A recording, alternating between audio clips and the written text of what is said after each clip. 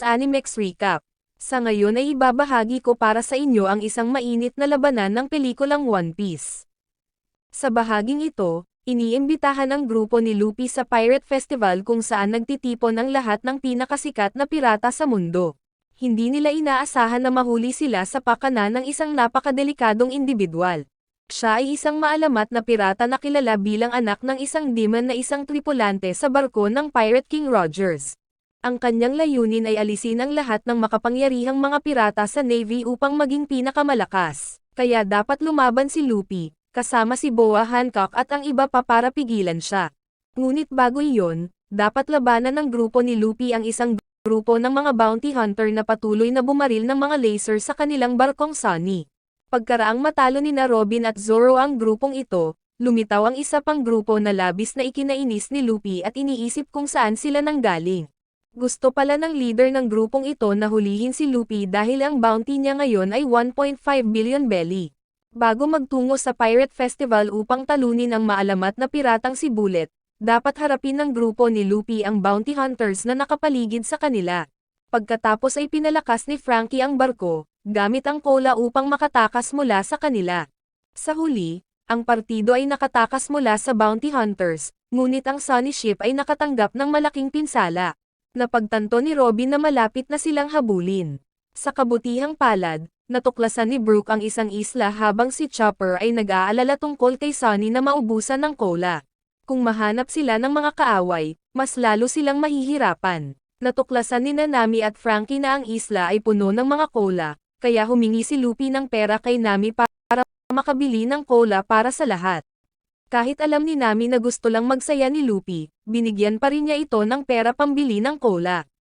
Nang mag-cola at nagre-relax si Luffy, may dumating na babae para ibenta sa kanya ang tubig, pero gusto lang daw niyang bumili ng cola. Ginabayan siya ng babae sa isang kalapit na pagawaan ng cola, na nasa ilalim ng kontrol ng isang mapanganib na gang. Nang si Luffy ay patungo sa pabrika, muling lumitaw ang mga bounty hunter at pinalibutan siya, na humantong sa isang matinding labanan. Kahit na lumaban si Luffy, binaril siya at nahulog sa bangin, na dinala ng tubig. Ang Pirate Queen na si Boa Hancock ay naliligo sa malapit nang bigla siyang siniil ni Luffy sa ibabaw niya. Nang makita si Luffy, agad na naman nahulog si Hancock sa kanya. Samantala, si Sidray, ang pinuno ng bounty hunters, ay naging mas uhaw sa dugo at nagpaplanong harapin ang parehong Luffy at Hancock. Nagsimulang magpantasya si Hancock na dumating si Luffy para hanapin siya. Biglang nahanap sila ng mga bounty hunter at tinambangan sila. Inatake nila si Hancock, kaya pinalaki ni Luffy ang kanyang katawan na parang lobo upang protektahan siya mula sa pag-atake. Lumalabas na gustong protektahan ni Luffy si Hancock at pigilan ang bounty hunters na makita ang marka ng pagkaalipin sa kanyang likod. Bagamat napagtanto ni Hancock ang intensyon ni Luffy na protektahan siya, ngunit kailangan din niyang ipakita ang kanyang lakas, hindi siya maaaring magmukhang mahina sa harap ng kanyang future husband. Agad nitong binihag ang mga taong ito at labis silang nabighani kay Hancock. Kaya agad silang inatake ni Luffy habang ginawa silang bato ni Hancock sa kanyang patuloy na pagpapaputok ng mga palaso. Sa sandaling ito, dumating ang kanyang dalawang kapatid na babae at nagdala ng mga damit na isusuot ni Hancock. Ngayon ang taong taba na lang ang natitira, kaya agad siyang nagpalabas ng gas, na iniwan si Hancock na hindi makahinga. Tumalon si Luffy at hinila siya palabas. Nang makitang hawak ni Luffy ang kanyang baywang, si Hancock ay patuloy na nabibighani sa kanya. Ngunit si Luffy ay patuloy na nahuhumaling at nagpa siya ang dalawa na tumakbo patungo sa base ng kalaban. Sa oras na ito, inihayag niya kay Luffy na naghahanda siya para sa kasumpa-sumpang Pirate Festival, isang kaganapan na ginaganap tuwing 7 taon, na nagtitipon ng lahat ng pinakakilalang pirata sa mundo na may kabuoang bounty na lampas sa 10 bilyong belly. Excited si Luffy at gustong dumalo sa festival. Biglang sumulpat ang isang lalaking nagngangalang Sidray. Agad siyang naglunsad ng pag-atake kina Luffy at Hancock, at pareho nilang napagtanto na sila ay napapaligiran. Paulit-ulit niyang sinugod si Luffy, ngunit ginamit ni Luffy ang hockey para kontrahin ang kanyang mga suntok. Samantala, napapaligiran din sina Zoro at Sanji ng ilang mga kalaban, ngunit lumitaw ang isang grupo ng mga sibilyan, na nagsasabing napilitan silang lumaban. Habang nakikipaglaban pa rin si Luffy kay Sidray, isang babae ang humakbang upang hamunin si Hancock. Inutusan niya ang kanyang hukbo na salakayin siya. ngunit ginawa silang bato ng kapangyarihan ni Hancock. Gayunpaman, naniniwala pa rin ang babaeng ito na ang kanyang koponan ng bounty hunter ang pinakamalakas sa dagat. Napagtanto ni Hancock na ang kanilang mga sandata ay puno ng gas. Habang si Luffy ay nakikipaglaban pa rin kay Sidre at si Sidre ay nagsabing, isang pirata na may 1.5 bilyong belly ngunit napakahina. Nagalit si Luffy at agad na gumanti, inatake siya pabalik. Nang si Sidre ay naglunsad ng isang pag-atake sa kanya, pagkatapos ay pinalaki ni Luffy ang kanyang katawan upang harangan ang pag-atake mula kay Sidre, na naging dahilan upang si Sidre ay mapatalsik pabalik. Ngunit si Sidre ay hindi nagpapakita ng senyales ng takot o pag-aalala. Sinabi niya na hinahamak niya ang mga pirata na gumagamit ng mga kapangyarihan ng Devil Fruit, na isinasaalang-alang ang mga ito ay walang iba kundi ang mga hindi gaanong mahalagang mga bug sa mundong ito. Lahat pala ng dati niyang crewmate ay pinatay ni Bullet. Simula noon, nagtanim na siya ng matinding galit sa mga pirata na may kapangyarihan ng Devil Fruit. Sa sandaling ito, sinisipa rin ni Hancock ang babaeng ito pabalik, kaya napaatras siya. Sumugod din ang dalawang kapatid ni Hancock para magbigay ng suporta. Sa hindi inaasahang pagkakataon, muling nagsama-sama ang mga kalaban at determinadong hulihin ang grupo ni Luffy. Biglang nagutos si Sidre ng pag-urong, balak na gamitin ang kanyang lihim na sandata laban sa kanila. Hinabol siya ni Luffy at naglunsad ng rubber rocket sa factory nila. Habang ang dalawa pa ay abala sa magkapatid na Hancock, pumasok si Sidre sa factory. Balak pala ni Sidre na gamitin ang sikretong sandata para talunin si Bullet. Gayunpaman, nagpasya siyang subukan muna kay Luffy ang sandata. Sa patuloy na paghahanap ni Luffy kay Sidre, nakatagpo siya ng mga lokal na sibilyan. Na-hostage pala ni Sidre ang pamilya nila para pilitin silang ipaglaban siya. Palihim na isinuot ni Sidre ang kanyang armored suit, kumpiyansa na sinasabing kayang talunin ng kanyang mga sandata ang lahat ng mga pirata na gumagamit ng Devil Fruits. Tumalon siya at nagawang suntukin si Luffy na pinalipad sa ilang pader.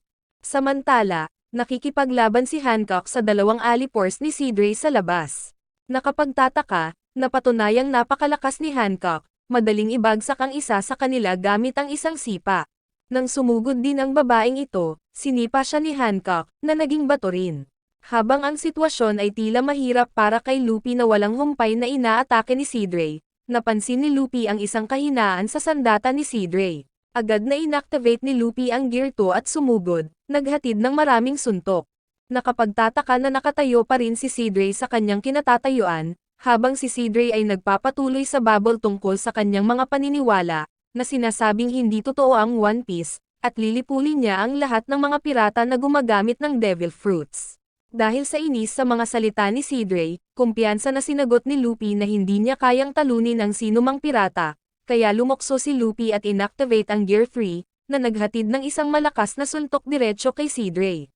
Pilit man lumalaban si Sidre ng buong lakas ay napatumba pa rin siya sa suntok ni Luffy. At ganoon din, si Luffy ang nagwagi sa labanan. Bigla niyang nakita ang isang imbitasyon sa Pirate Festival na nahulog. Sa kabilang banda, tuwang-tuwa ang isang nagngangalang Festa, ang organizer ng Pirate Festival, dahil nalaman niyang natalo ni Luffy si Sidre at dadalo sa event. Nais masaksihan ni Festa ang pakikipaglaban ni Luffy sa maalamat na pirata na si Bullet. Sa oras na ito, ang mga tauhan ni Luffy ay nakakolekta ng malaking halaga ng cola. Habang si Luffy ay nagpaalam kay Boa Hancock, hindi siya nagkaroon ng pagkakataong hikayatin itong sumama bago siya tumakbo. Gayunpaman, alam niyang magsasama silang muli sa Pirate Festival. Nagulat din ang crew ni Luffy nang makatanggap siya ng imbitasyon sa festival. Binasa ni Robin ang imbitasyon at nalaman na gaganapin ang pagdiriwang sa Delta Island, kung saan magaganap ang isang treasure hunt ng maalamat na haring pirata na si Roger. Agad nitong ikinagulat ang lahat. Samantala, tuwang-tuwa si Festa dahil ang lahat ng worst generation ng mga pirata ay patungo sa pagdiriwang, at naroon din si Bullet na naghihintay pa rin sa kanila. Ito ay lumabas na 2 taon na ang nakakaraan ay nakulong si Bullet sa Impel Down. Matapos lumusot si Luffy sa Impel Down upang hanapin si Ace, pinalaya ni Blackbeard ang lahat ng mga bilanggo mula sa level 6 kung saan pinanatili ang mga pinakamapanganib na kriminal sa mundo. Ngunit sa hindi inaasahan, may isang individual na kahit si Blackbeard ay kinatatakutan at hindi nang ahas na lapitan siya, dahil kilala siya sa palayaw na Demon Son. Sa sandaling ito, namangha pa rin si Festa sa kahalagahan ng isang pahayag lamang ni Roger, na nagbukas ng buong panahon ng mga pirata. Naroon din si Bullet kasama si Festa. Lumalabas na pumayag si Feste na makipagtulungan kay Bullet para paghandaan ang isang mapanganib na plano sa darating na Pirate Festival. Ang pagdiriwang na ito ay magiging pagtitipon ng lahat ng makapangyarihang pirata mula sa buong mundo. Sa panig ni Luffy, lubusang inihanda ng mga tripulante ang kanilang sarili at handa na silang tumungo sa Pirate Festival. Natuwa si Luffy nang makita ang Delta Island. Ito ay agad na ikinatuwa ng buong grupo dahil sagana sa masasarap na pagkain ang isla. At lalo na't ang sabi-sabing hawak nito ang kayamanang naiwan ni Pirate King Roger. Habang si Nami ay may pagdududa tungkol sa pagdiriwang, ngunit si Luffy ay interesado lamang sa paghahanap para sa kayamanan. Para naman kay Robin, alam na niya ang pangalang Festa, na kabilang sa utak sa likod ng mga pinakasikat na festival sa Grand Line. Isa rin siyang kilalang nagbebenta ng armas at isang masamang pirata. Gayunpaman, sa sandaling ito ay nais lamang ni Luffy na magmadali sa isla. Pagdating nilang lahat sa isla, When you have so much to say and words just aren't enough, say more. na magmadali sa isla. Pagdating nilang lahat sa isla, agad silang nag-e-enjoy at nag-explore sa lahat ng bagay sa festival, na ikinatuwa ng buong grupo ni Luffy. Para naman kay Festa, nang makatanggap siya ng balita na dumating na ang Straw Hat Pirates, agad siyang natuwa at masigasig niyang ginamit ang kanyang teleskopyo para hanapin sila. Dahil ang lahat ng mga pirata na hinihintay niya para sa ganap na pagbuo, sa oras na ito, ang MC ng pagdiriwang ay nagpahayag na ang lahat ng mga pirata ay malayang makipaglaban at magnakawan ayon sa gusto nila, ngunit hindi sila pinapayagang ihayag ang lokasyon ng lugar na ito sa mga marino. Pinili pala ni Festa ang islang ito dahil 20 taon na ang nakakaraan ay natuklasan ni Pirate King Roger ang isang malaking kayamanan dito. Kaya't ang lahat ng mga pirata na kalahok sa pagdiriwang na ito ay kailangang maghanap ng kayamanan na naiwan ni Pirate King Roger. Habang ang lahat ay nasa sabik na naghahanap ng kayamanan, si Lo ay nasugatan. Samantala, si Luffy naman ay pinapagalitan ni Nami dahil sa sobrang pagkain nito na naging dahilan ng pag-alis nila ng huli, kaysa sa ibang mga tauhan ng pirata. Ngunit sa sandaling ito, nananatiling tiwala ang buong grupo na sila ang mananalo. Sa kabilang banda, hinahabol pa rin ni Buggy the Clown, Vita at Mr. 3 si Lo na sinusubukang hulihin siya. Dahil naging isa na si Buggy sa 7 Warlords of the Sea, kinuha siya ni Festa para maging security sa festival. Gayunpaman, natuklasan ni Lo ang isang napakalaking sikreto sa likod ng pagdiriwang at planong ipaalam sa grupo ni Luffy. Sa kasamaang palad, siya ay hindi inaasahang natagpuan ni Buggy, kaya agad na ginamit ni Lo ang kanyang kapangyarihan sa Devil Fruit para mabilis na mag-teleport at makatakas. Sa kabilang banda, nakalusot sa festival sina Vice Admiral Smoker at Tasha G.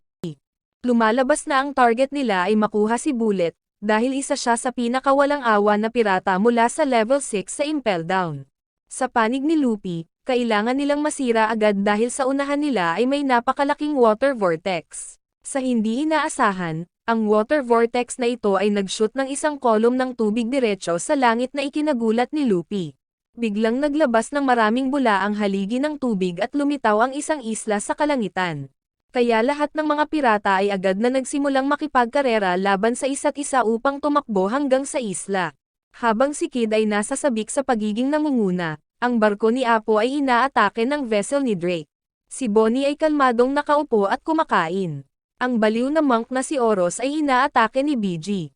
Nakapagtataka, sina Bartolomeo, ang hardcore fan ni Luffy at si Cavendish ay sumasali rin sa karera patungo sa Treasure Island, habang nasa ibaba pa rin ang grupo ni Luffy. Lumalabas na ginawang penguin ni Frankie ang Sunny Ship para maghanda sa paglipad. Biglang lumitaw si Buggy sa mga kahilingan na ibigay nila si Lo sa kanya. Sa hindi inaasahang pagkakataon, tinamaan sila ng recoil ng atake ng Sunny Ship. Bilang resulta, agad na lumipad ang Sunny Ship pataas sa haligi ng tubig, na nalampasan ang lahat ng iba pang mga tauhan ng pirata. Samantala, natagpuan na ni Feste si Bullet at sinabi sa kanya na oras na para matupad niya ang kanyang ambisyon. Sa grupo naman ni Luffy, sila ang kasalukuyang nangunguna sa karera. Bigla nilang nakita si Lo na nasugatan. Sinabi niya sa buong grupo na dapat kayong lahat ay umalis dito sa lalong madaling panahon dahil si Festa ay nagtatago ng isang lubhang mapanganib na individual sa islang ito. Habang gusto ni Lo na agad na maghiganti laban sa kanila, Nagpasya si Luffy na magpatuloy sa pagsulong at hinimok si Chopper na gamutin ang mga pinsala ni Lo. Dahil sa nakikitang ayaw makinig sa kanya ng grupong ito, walang choice si Lo kundi manatili at makipagtulungan sa kanila. Kaya't nagpasya silang lahat na maghiwalay at kumilos. Sumakay sa submarino ang grupo ni Lo at Robin at diretsyong bumulusok sa dagat. Akala ng grupo ay malapit nang matapos ang kanilang buhay. Ngunit sa kabutihang palad ay nakagawa si Robin ng isang pares ng mga pakpak para sa submarino. Ligtas silang nakababa sa dagat. Nagpasya silang dumiretso sa base ni Festa. Samantala, nagpatuloy ang grupo ni Luffy sa paghahanap ng kayamanan. Sa wakas, ang lahat ng mga pirata ay nakarating sa tuktok ng haligi ng tubig at matagumpay na nakatapak sa isla. Sa kanilang pagtataka, nakita nila ang isang barko na puno ng napakaraming kayamanan sa harapan nila. Kaya't mabilis na tumakbo ang grupo ni Luffy para kunin muna ang treasure chest. Napansin ni Nami ang isang misteryosong treasure chest at sinabihan si Luffy na pumunta at kunin ito. Sa sandaling ito, ang lahat ng iba pang mga tauhan ng pirata ay nakikipagkarera upang makuha ang kayamanan. Biglang sumugod si Killer para salakayin si Luffy, na nagudyok kay Zoro na pumasok at harangan siya. Sabi ni Zoro, ang kapitan namin ay abala ngayon, pero si Apo naman ang umatake kay Luffy. Nang malapit na siyang makipaglaban kay Apo, sinamantala ni Kid ang pagkakataong ito para sumugod, at dapat na agad na habulin ni Luffy si Kid.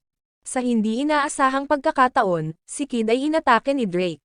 Agad na ginamit ni Kid ang kanyang kapangyarihan sa Devil Fruit para labanan si Drake.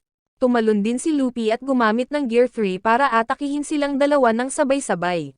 Patuloy niyang pinananatili ang kanyang nangunguna na posisyon sa karera.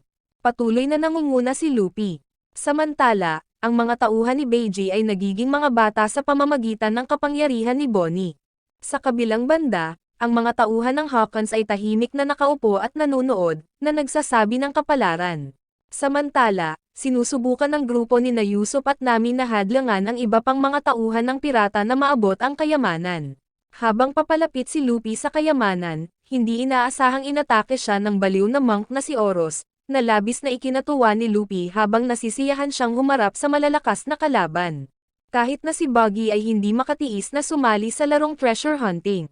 Sa panig ng grupo ni Sanji at Lo, matagumpay nilang napasok ang Festa Stronghold.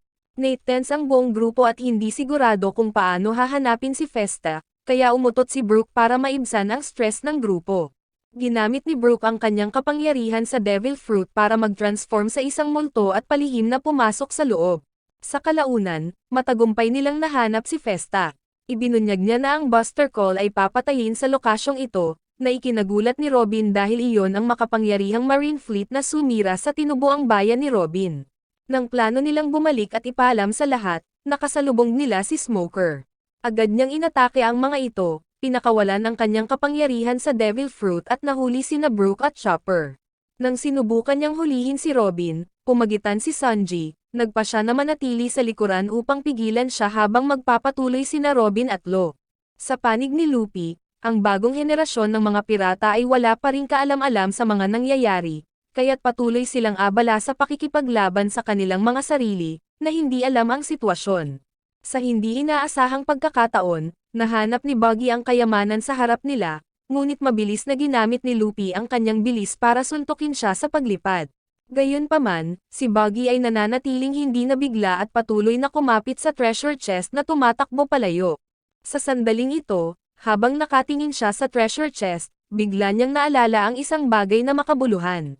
Biglang may itinapon na barkong pandigma sa isla, dahilan para gumuho ito.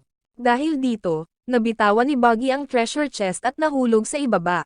Hindi inaasahan, ang buong isla ay sumabog at ang lahat ay ipinadala sa pagbagsak. Nang makitang bumagsak si Luffy sa dagat, lumundag si Zoro para iligtas siya. Samantala, napagtanto ni Festa na kumilos si Bullet at ginamit ang kanyang kapangyarihan. Pagkatapos ng 20 taon sa bilangguan ay naging mas nakakatakot. Sa sandaling ito, ligtas ang lahat ng mga pirata ng Worst Generation, at maswerte na nagawang hilahin ni Zoro si Luffy sa tamang oras. Nagkataon, nakuha na ni Usopp ang treasure chest, ngunit bigla siyang inatake. Habang ang lahat ay nagtataka kung sino ang umatake sa kanila, ang salarin na si Bullet sa wakas ay nagbunyag ng kanyang sarili. Nahuli pa niya si Usopp at kinuha ang treasure chest na ikinagalit ni Luffy. Agad na inactivate ni Luffy ang Gear 2 at naglunsad ng pag-atake kay Bullet. Sa hindi inaasahang pagkakataon, natanggap niya ang isang buong suntok ni Bullet. Napakalakas na suntok, ngunit hindi pa rin kumikibo si Luffy at muling tumayo para harapin siya. Habang si Mr. 3 at Vita ay walang kaalam-alam kung sino ang taong ito, ipinaalam sa kanila ni Buggy na si Bullet ay dating miyembro ng crew sa barko ni Rogers. Ang lakas niya noong araw ay ikinumpara pa niya sa Dark King na si Ray. Biglang napansin ni Mr. MC na mabilis na papalapit ang isang fleet ng mga barkong pandigma sa dagat. Ginawa ng site na ito ang lahat ng mga pirata sa isla na nataranta at tumakas, alam na ang pananatili ay hahantong lamang sa gulo. Samantala, natuwa si Festa dahil ang lahat ay nangyayari ayon sa kanyang plano, habang napagtanto ng Worst Generation na ang taong nakatayo sa kanilang harapan ay hindi kapani-paniwalang malakas. Gayunpaman, galit na galit si Luffy dahil naglakas loob siyang salakayin ang kanyang mga kasamahan. Sabi ni Bullet, ikaw ang pinakakilalang rookies ng New Generation, di ba? Kung sino ang gusto ng kayamanan, halika at lumaban. Agad niyang pinakawala ng kanyang Conqueror's Haki, na ikinagulat ng lahat at nabigla sa kapangyarihan nito dahil napagtanto nila na siya ay tunay na halimaw. Ngunit hindi natatakot si Luffy. Pinakawalan din ni Luffy ang kanyang Conqueror's Haki para harapin si Bullet. Sa sandaling ito, tinuya muli sila ni Bullet, na nagsasabing, ano ang mali, natatakot na ba kayong lahat ngayon? Habang tahimik ang lahat, nagsalita si Luffy, ang kalaban mo ay ako. Sa sandaling ito, ipinaalam ni Nami sa grupo na kailangan nilang umalis kaagad. Sinabihan ni Luffy si Zoro na mauna at ipaubaya sa kanya si Bullet. Habang papalabas sina Robin at Law, aksidenteng nabangga ni Robin si Crocodile. Napagtanto ni Robin na maging si Crocodile ay interesado sa kayamanan. Alam niyang tiyak na yayanig ng kayamanan ang mundo. Biglang lumapit si Crocodile kay Law at tinanong kung gusto niyang makipagtulungan.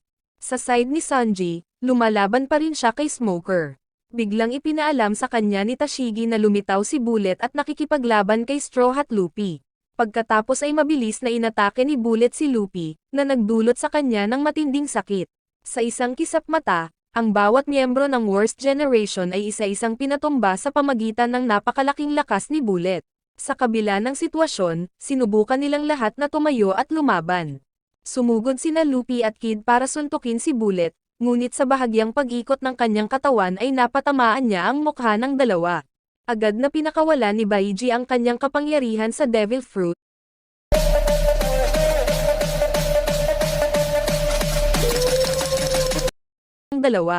Agad na pinakawala ni Baiji ang kanyang kapangyarihan sa Devil Fruit, na naging isang colossal fortress. Gayunpaman, ang lahat ng mga canyon na nagpaputok mula sa fortress ay walang kahirap-hirap na hinarang ni Bullet.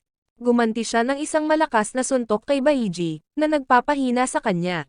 Ang parehong sina Hawkins at Apo ay naglunsad din ng kanilang mga pag-atake, na sinundan ni Killer, Drake at Oros, at sa wakas ay nagpakawala si Kid at Luffy ng kanilang pinakamalakas na suntok. Ngunit sa kanilang pagtataka, ang kanilang mga pag-atake ay tila hindi gaanong mahalaga gaya ng mga kagat ng lamok laban sa napakatinding lakas ni Bullet. Sa sandaling ito, tinuya sila ni Bullet, sinabing wala pa silang karanasan at mahina. Ipinahayag ni Bullet na ipapakita niya sa kanila ang kanyang tunay na kapangyarihan. Sa bilis ng kidlat, inatake niya at pinalipad si Luffy. Hinarap ni Kid si Bullet, tinanong kung ano ang gusto niya. Sumagot si Bullet na gusto niyang maging unbeatable. Habang patuloy na napapaligiran ng mga barkong pandigma ng dagat ang isla, nagpa siya ang grupo ni Zoro na lumaban at lumikha ng sarili nilang landas para makatakas. Biglang naglunsad ng pag-atake si Admiral Fujitora kay Zoro. Sa panig ni Sanji, nagawa nilang makatakas mula kay Smoker at muling nagsama-sama kay Robin. Kung tungkol sa mga pirata ng Worst Generation, sila ay nalulula at tinutuya ni Bullet. Sinabi ni Bullet na ito ang tunay na kapangyarihan ng magiging Pirate King, na agad na ikinagalit ni Luffy at nagawang i-activate ang Gear 4 state. Nakapagtataka, sa pagkakataong ito ay hindi kapani-paniwalang mabilis ang mga suntok ni Luffy, dahilan upang patuloy na tinamaan si Bullet ng kanyang mga pag-atake. Ngunit ito ay nagpasigla lamang sa kanyang pananabik at agad niyang ginantihan si Luffy. Pagkatapos ay nagpakawala si Luffy ng isang tiyak na suntok at sinuntok din siya ni Bullet sa mukha, dahilan para mapaatras silang dalawa. Sa sandaling ito, nawalan din si Luffy ng kanyang Gear 4 state. Sa panig ni Festa, ipinakikita niya ang labanan sa pagitan ng 5 emperador, Luffy at ang dating tripulante ng Pirate King sa mga nangungunang boss ng Underworld. Si Zoro ay hinaharang pa rin ni Fujitora, na determinadong hulihin ang lahat ng mga pirata na naruroon. Samantala, si Buggy sa kanyang kasawian ay naghahanap ng paraan para makatakas ngunit natamaan ni Nami Zeus, isang malakas na pag-atake ng kidlat sa ulo. Sa sandaling ito, naubos na ni Luffy ang lahat ng kanyang haki, ngunit hindi pa rin ito nagawang masaktan si Bullet kahit kaunti. Bigla siyang sumuntok ng diretso sa lupa at nagpatawag ng napakalaking submarino. Sa wakas, pinakawalan niya ang kapangyarihan ng kanyang Devil Fruit, na nagbigay daan sa kanya na pagsamahin at baguhin ang lahat ayon sa gusto niya. Nakakonsume pala siya ng fusion type na Devil Fruit. Sinimulan niyang baguhin ang bakal na barkong pandigma. Sabi ni Bullet, ang mga mahihina ay hindi mabubuhay sa mga tubig na ito tulad ng mahabang ilong na iyon. Lalo lang nitong pinainit ang galit ni Luffy. Patuloy niyang ipinagmalaki ang kanyang lubos na lakas. Sinabi ni Bullet na nagdudulot lamang ng kahinaan sa iyo ang pagtawag sa isang tao bilang isang teammate. Parang si Whitebeard at maging si Roger. Lahat sila ay natalo dahil sa mga limitasyon na tinatawag mong mga kasamahan sa koponan. Naniniwala siya na ang lakas lamang ng sarili ang susi sa tagumpay. Sagot ni Luffy, ako naman, hindi ako magpapatalo sa'yo. Sa sandaling ito ay ibinunyag niya sa lahat na ang kayamanan sa kanyang pag-aari ay talagang ang One Piece treasure. Agad nitong ikinagulat si Luffy. Sa wakas, matagumpay niyang pinagsama at nag-transform sa isang napakalaking robot. Samantala, abala si Zoro sa pagharang sa mga pag-atake na batay sa gravity ni Fujitora. Ngunit maaari pa rin niyang kontrahin ang mga pag-atake ni Fujitora at kahit na gumanti sa Admiral. Sa sandaling ito ang isang barko ay nahahati sa kalahati. Napagtanto ni Zoro na dumating na rin si Mihawk.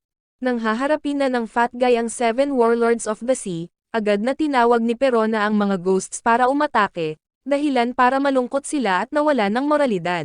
Sa sandaling ito, dumating din si Hancock, na binihag ang mga marino at ang mga pirata gamit ang kanyang kagandahan.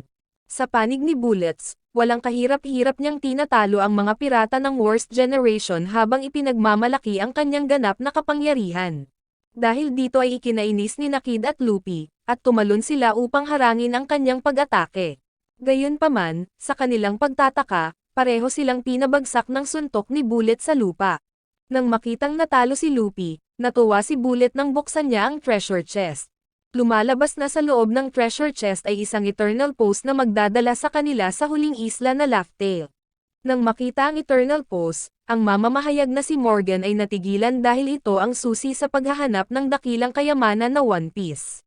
Nang tutulungan na sana niya si Luffy na mag-log out sa mundo, tumayo si Usopp para pigilan siya. Tinanggihan ni Bullet ang mga bala ni Usopp bilang mga laruan lamang ng bata.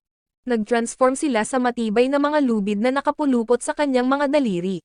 Gayunpaman, hindi pa rin ito nakaapekto sa kapangyarihan ni Bullet at agad niyang ginamit ang kanyang kanyan para barilin si Usopp. Sa sandaling ito, dumating na rin si Admiral Kizaru, ang Golden Monkey habang si Kobe at ang Vice Admirals ng Navy ay nakapaligid sa mga pirata. Biglang sumulpat si Smoker at ipinaalam kay Hina na may itinatago sa kanila ang Navy Headquarters. Sa pagkakataong iyon ay napansin niyang nagtatago si Buggy sa gitna ng mga pirata kaya agad niyang tinanong si Buggy kung ano ang nasa loob ng chest. Sa panig ni Fujitora, napagtanto niyang wala ng oras para makipaglaro kay Zoro, kaya tinawag niya ang isang meteorite para ibigay kay Zoro at saka umalis. Pagkatapos ay tumalon si Zoro at ginamit ang kanyang Santoro technique para hatiin ang meteorite sa kalahati. Namalaya ni Zoro na pababa pa rin ang meteorite patungo sa grupo ni Bartolomeo. Sa kabutihang palad, mabilis na iniwagayway ni Mihawk ang kanyang espada at hiniwa ang meteorite sa maliliit na piraso. Samantala, matapos talunin ang grupo ni Luffy, si Bullet ay tumungo patungo sa mga puwersang marine, na humantong sa kanila upang palibutan siya. Lalo lang siyang ikinatuwa nito. Biglang sumugod si Smoker at inutusan ang mga marino na umatras, dahil ang pangunahing layunin ni Bullet ay talunin ang Navy. Sa hindi inaasahang pagkakataon ay pinakawalan niya ang kapangyarihan ng kanyang paggising sa Devil Fruits. Maaari niyang dagdagan pa ang saklaw ng kanyang paggising sa Devil Fruits, na nagbigay daan sa kanya na ma-assimilate ang isang buong bayan at mag-transform sa isang napakalaking halimaw. 4 na Vice Admiral ang sumugod upang harapin siya, ngunit natalo sila sa isang indayog lamang ng kamay ni Bullet. Patuloy niyang binalutan ng hockey ang kanyang braso at naghatid ng malakas na suntok na nagpalipad sa maraming puwersa ng Navy at pirata. Ito pala ay noon pa man ay hinahangad niyang lampasan si Roger at maging undefeated. Sa malayo, si Lucci mula sa CP0 ay nagmamasid pa rin sa sitwasyon. Namangha ang grupo ni na Smoker at Kobe nang makita ang napakalaking halaga ng hockey na taglay ni Bullet, na kayang balutin maging ang higanteng nilalang. Habang ang mga sundalo ng Navy ay nananatiling natatakot, ang Golden Monkey Admiral Kizaru ay hindi pa rin gumawa ng anumang aksyon. Biglang naglabas ng utos si Vice Admiral Red Dog Akaino para sa buong Navy na isagawa ang Buster Call. Sa kabilang banda, tuwang-tuwa si Festa sa lakas ni Bullet at naniniwalang tiyak na malalampasan niya si Roger. Naglakas loob pa siyang hamunin si Sengoku na lumapit at hulihin siya. Si Festa ay nagpaplano ng isang Grand Extermination Festival sa karagatan, na naglalayong lumikha ng isang bagong panahon na katulad ni Roger. Samantala, nag-organisa ang Navy ng briefing tungkol kay Bullet. Lumalabas na noong kanyang kabataan ay isang sundalo siya at kinikilala bilang isang bayani. Gayunpaman, siya ay pinagtaksila ng sarili niyang mga kasama, na humantong sa kanya upang maging walang awa at patayin ang lahat ng mga sibilyan. Simula noon, naging wanted na si Bullet at sumali sa Roger Pirates. Gayunpaman, kalaunan ay nahuli siya ni Sengoku at ikinulong sa Impel Down. Sa puntong ito, dumating si Garp upang kausapin si Sengoku. Kailangan nilang dalawa na aminin na si Bullet ay isang halimaw, palaging nagsusumikap na malampasan si Roger. Ngunit ang pagkamatay ni Roger ay nagdulot sa kanya ng higit na pagkabaliw sa huling pagkakataon na kailangan nilang gamitin ang Buster Call at pakilusin ang isang buong armada ng Navy upang makuha siya. Sa panig ni Luffy, siya ay napagod at sinubukan ni Usopp na paalisin siya dahil ang kanilang pakikipagsapalaran ay hindi pa titigil dito. Biglang bumagsak ang isang haligi patungo kay Luffy, ngunit tumalon si Usopp upang protektahan siya. Buti na lang at napa-freeze ni Brook ang nag-aalab na pillar sa oras at sumugod din si Chopper, kaya hinimok ni Usopp si Chopper na gamutin muna si Luffy. Sa panig ng Navy, sinusubukan pa rin nilang labanan si Bullet. Natanggap nila ang mensahe na iniutos ni Akaino na gamitin ang Buster Call para sirain ang islang ito. Ang pananatili sa islang ito ng mas matagal ay magiging lubhang mapanganib, na nagiging sanhi ng takot sa lahat ng Navy. Mabilis silang tumakbo para makalayo sa lugar na ito. Tungkol naman kay Bullet, napatingin siya sa mga darating na barkong pandigma ng Buster Call, na nagsilbi lamang upang mas lalong ma-excite siya. Habang sinabihan ni Smoker si Hina na akayin si Kobe at ang iba pa, nagpasya siyang manatili at lumaban. Napagtanto niyang nais ding kunin ng Navy ang treasure chest, kaya desidido siyang kunin muna ito para maiwasang masira ang isla. Biglang sumulpat si Sabo at pinatigil si Smoker. Nakilala siya ni Smoker.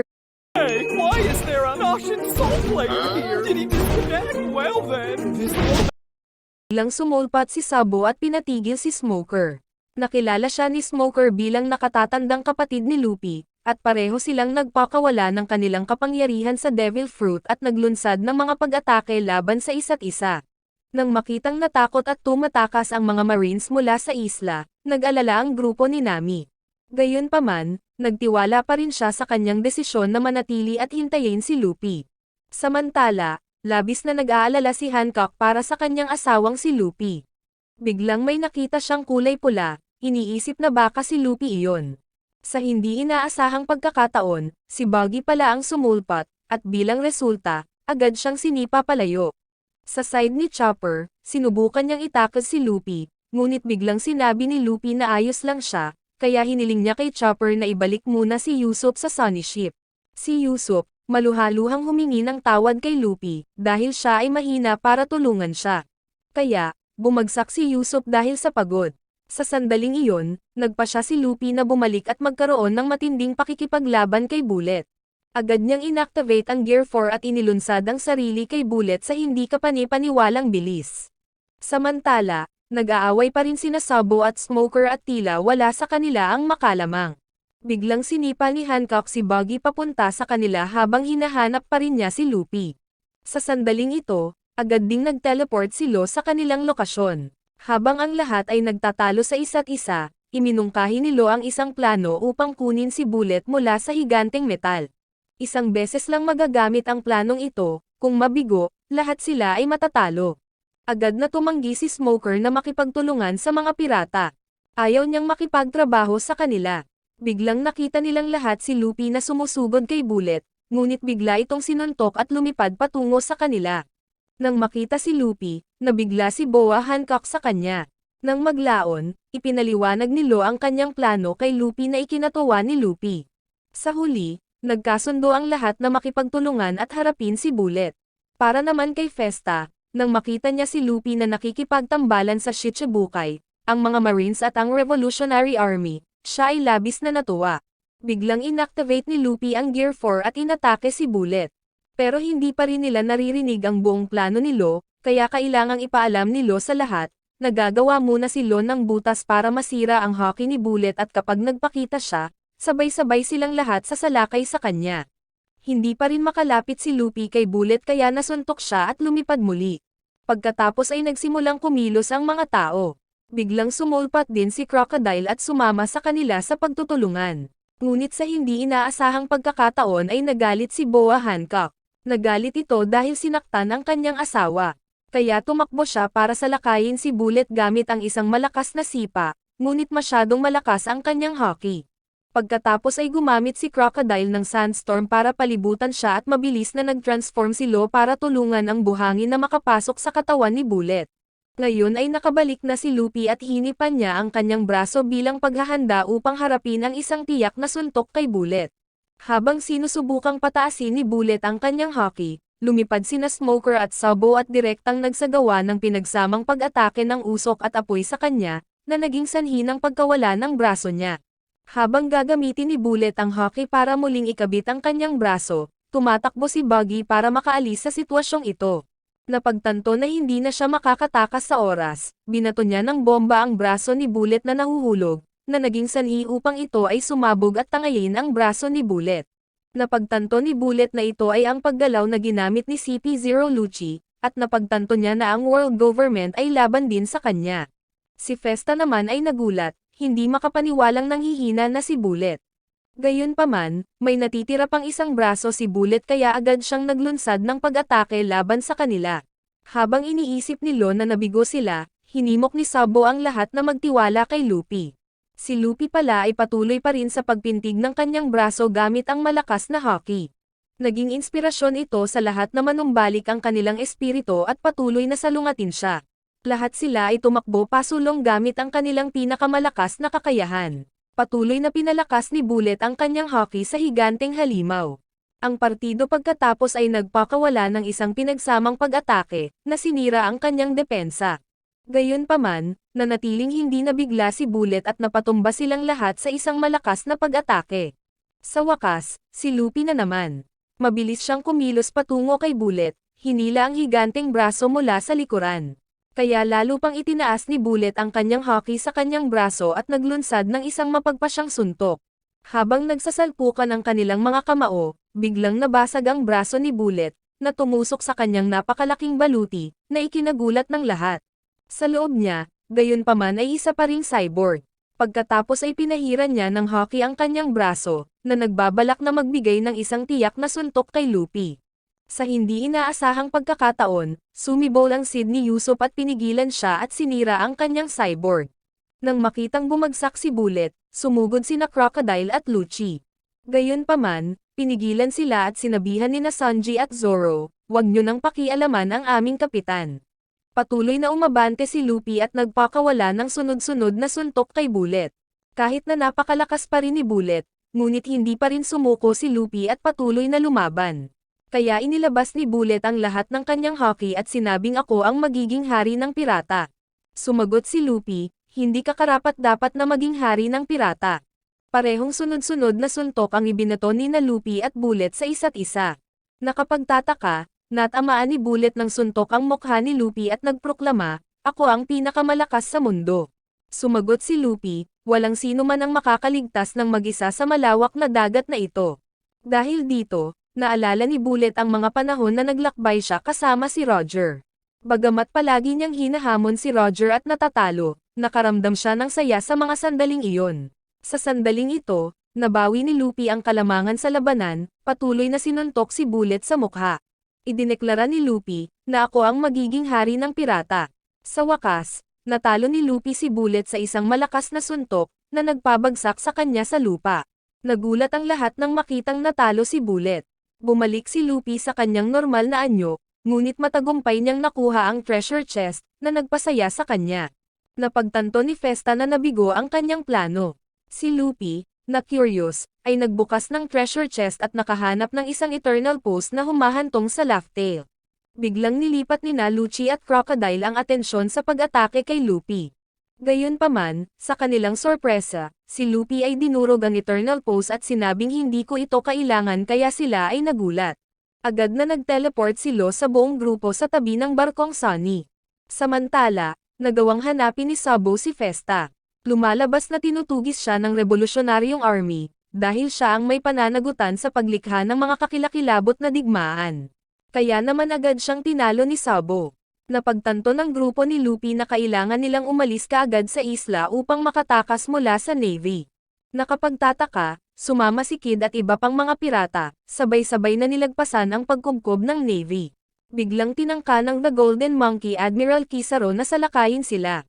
Mabilis na ginamit ni Sabo ang kanyang firepower upang lumikha ng pader ng apoy, na tinulungan ang grupo ni Luffy at ang iba pang mga pirata na tumakas. Ito ay lumabas na si Roger ay hindi kailanman gustong mag-iwan ng isang eternal pose na tumuturo sa Laugh Tale. Inihagis niya ito sa dagat, sa paniniwalang may makakahanap ng One Piece sa kanilang sarili. Nang malaman nilang winasak ni Luffy ang eternal pose, nabigla ang lahat dahil ayaw ni Luffy na maging predictable ang adventure nila. Kaya nagpatuloy sila sa kanilang paglalakbay. Maraming salamat sa panonood, sana nag-enjoy ka sa anime na ito. Mag-subscribe at pindutin ang notification bell upang updated ka lagi sa mga bagong video na mai-upload namin, at para makatutok sa higit pang Tagalog anime recap, magkita tayo sa susunod. Tonight's the night, so flip your hair right. Pagbuhok ay long and strong. Lahat ay makakaya mo. Kaya tara, let's all sing along. Girl, I got you together, there's nothing we can do.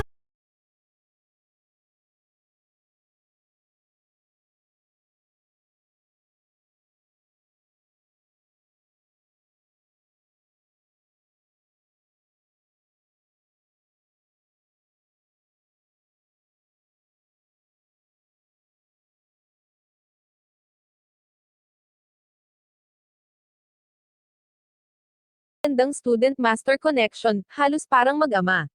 Maaaring may pananagutan si Rayleigh sa pag-akay ng mga misteryag ng pinakabagong Joy bilang kasalukuyang Joy Boy, ay magiging sanhi ng napakalaking pagbabago sa buong mundo, na